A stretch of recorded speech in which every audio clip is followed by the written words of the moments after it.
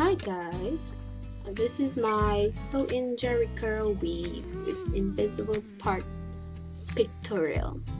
It's not on my hair, so I'm using a blonde jerry spring colored hair, and I'm going to use another pack of brown jerry spring here. They're both 100% human hair, no synthetic at all. I'm going to use a short sexy hair hat of gel. Awesome, spectacular gel.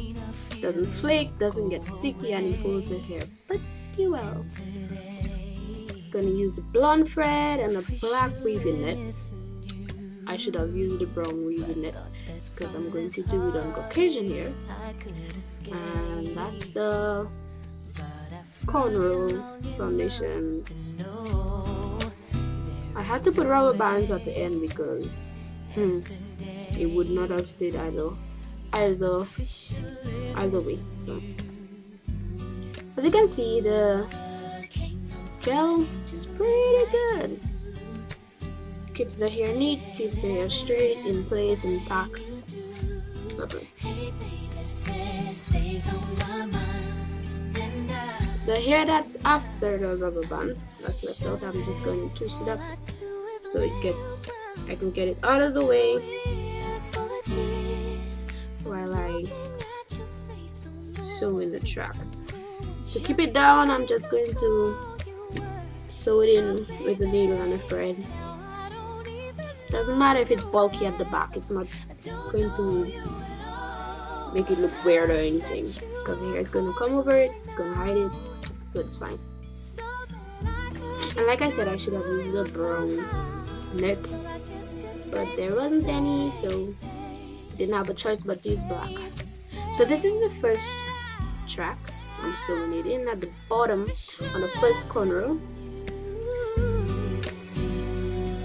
I'm not sure what sewing or stitch that's called. I just sew it like how I know how to.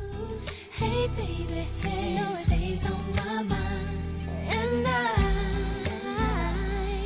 officially, well, I thought I could just get over you, babe. At this stage, people usually do a double loop, I guess if you want to call it. I just did a single one.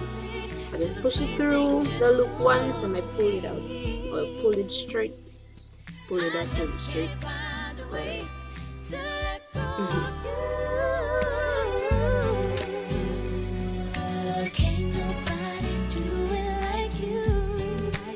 So I added 2 rows of blonde. Doesn't matter if it's straight, it doesn't have to be perfect. It really doesn't, because it's at the back of the hair. Nobody's gonna see it at all.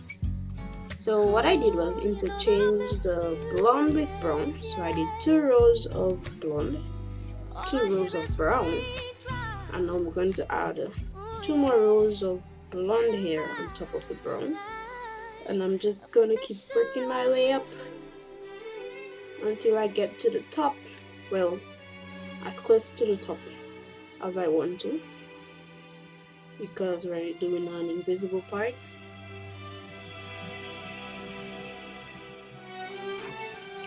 And I'm left with a semicircle, well, a semi-oval.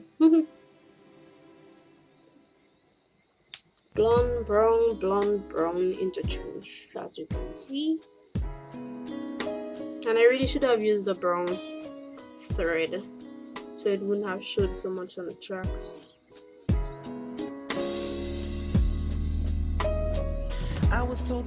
And don't mind the room, that's her sewing room, so there's a lot of stuff there.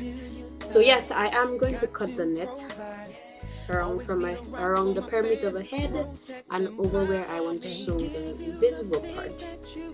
So I'm going to start with my first row. I'm just going to lay it flat to come over her face, and I'm just going to sew it in. That's the second row.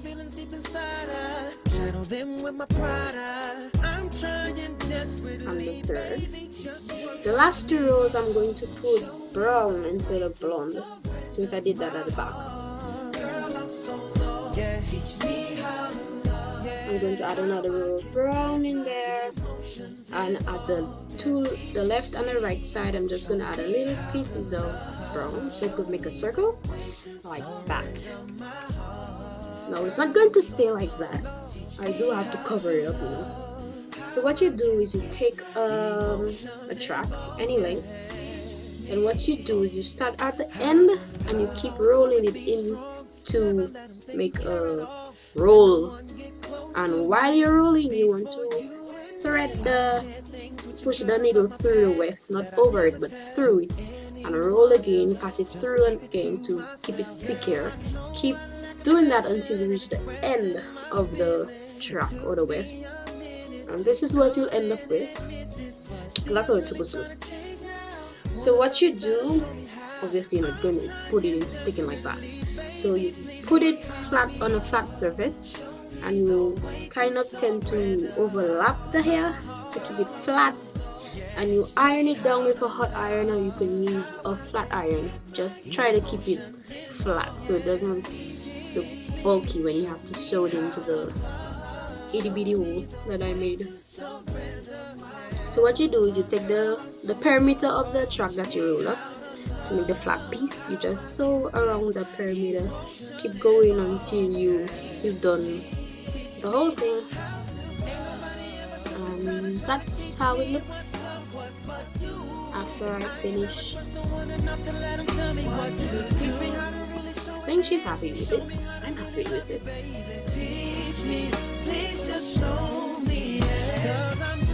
So I had to take a little video, just a little one. I left about maybe a finger and a half space between the wefts, not so much.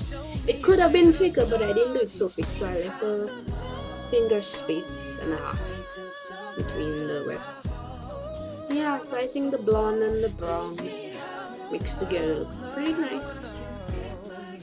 Yeah, like I said, I should have used the brown for it instead of blonde, but that can be fixed. Just cover it up with hair and stuff. I